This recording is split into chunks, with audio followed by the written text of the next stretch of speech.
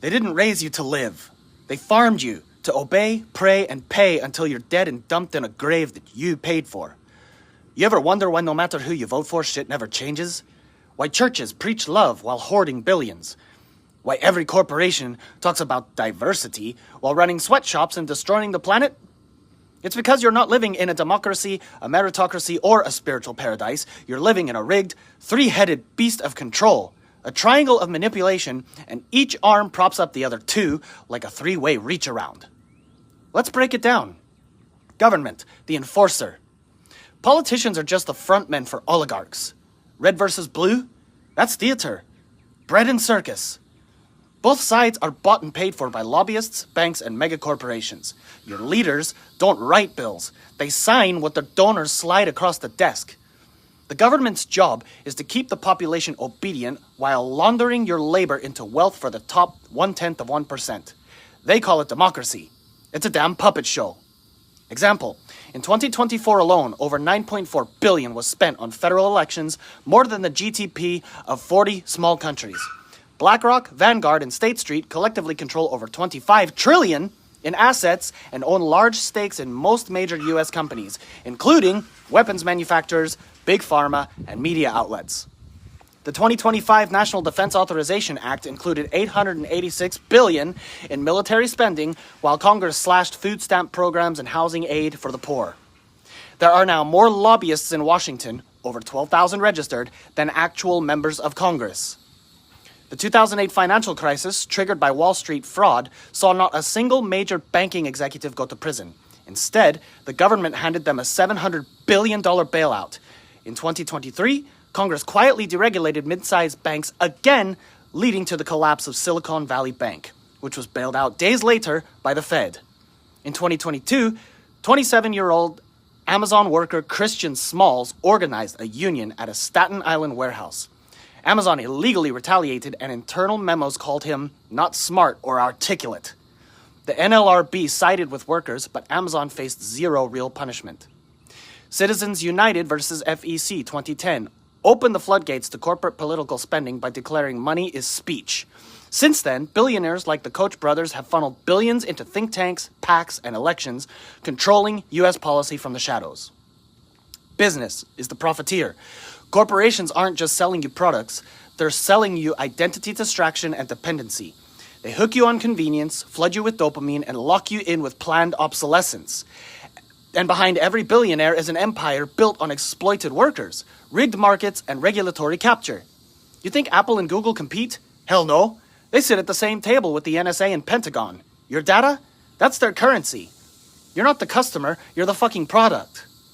In 2025, the top 5 tech companies, Apple, Amazon, Google, Meta, and Microsoft, collectively spent over $600 million on lobbying and data privacy manipulation. Apple was caught using child labor in Chinese factories as recently as 2023 and still posted a $120 billion profit in 2024. Amazon tracks warehouse workers' bathroom breaks. Over 40% of Amazon employees in fulfillment centers have reported injury or burnout. The average smartphone lifespan is now only 2 to 3 years, while the average tech landfill pile grows by over 50 million metric tons per year. Google's parent company, Alphabet, works directly with the U.S. Department of Defense on AI and surveillance projects under classified contracts. Facebook, Meta, and Cambridge Analytica. In 2018, it was revealed that the data of 87 million users had been harvested to manipulate elections, including Brexit and the 2016 U.S. election. Zuckerberg testified nothing changed. The 2022 baby formula shortage in the U.S. was caused by a monopolized market. Just 4 companies controlled 90% of the industry, and 1 plant shutdown tanked national supply. Nestle has long been accused of exploiting water rights in impoverished regions. In Flint, Michigan, residents drank lead while Nestle pumped millions of gallons from the Great Lakes and paid just $200 annually in fees.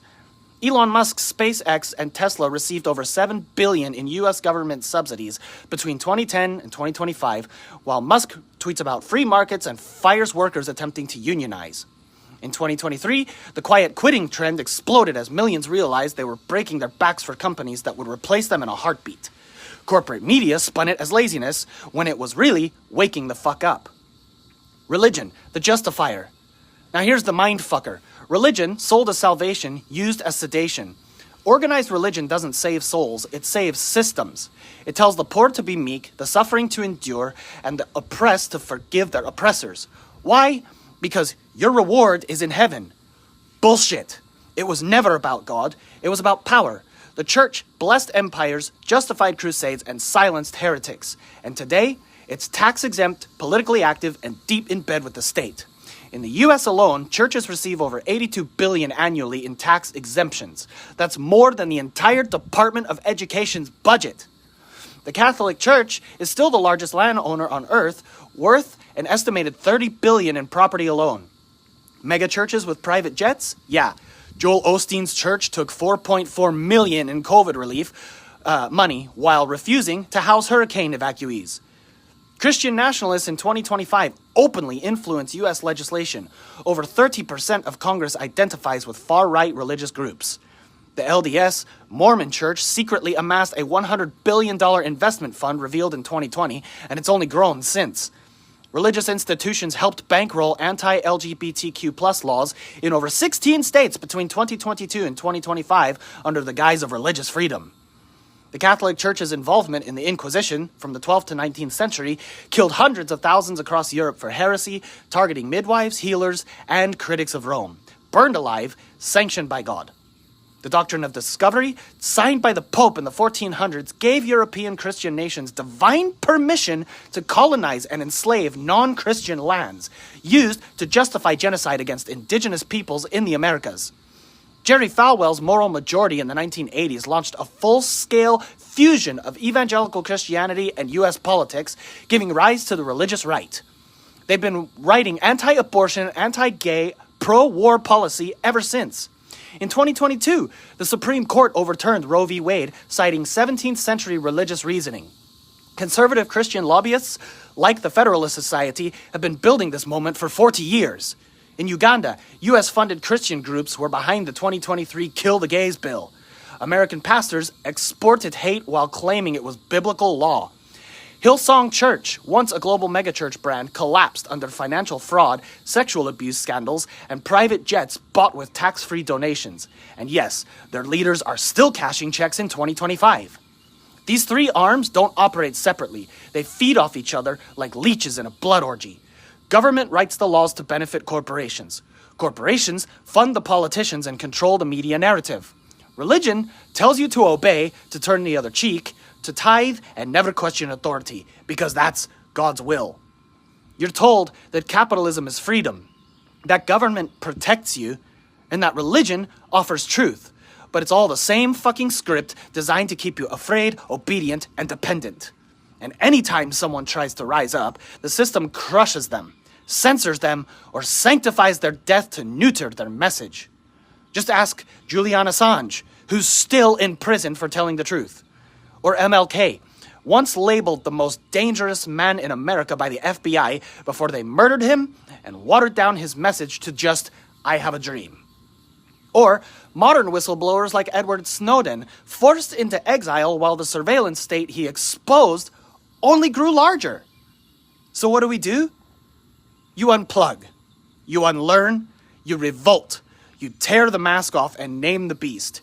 You stop looking to institutions to save you and start rebuilding truth from the ground up with real community, real sovereignty, real connection to something divine that doesn't need a pulpit or a profit margin. Because once enough of us stop playing their game, the whole pyramid fucking comes crashing down. You wanted the truth?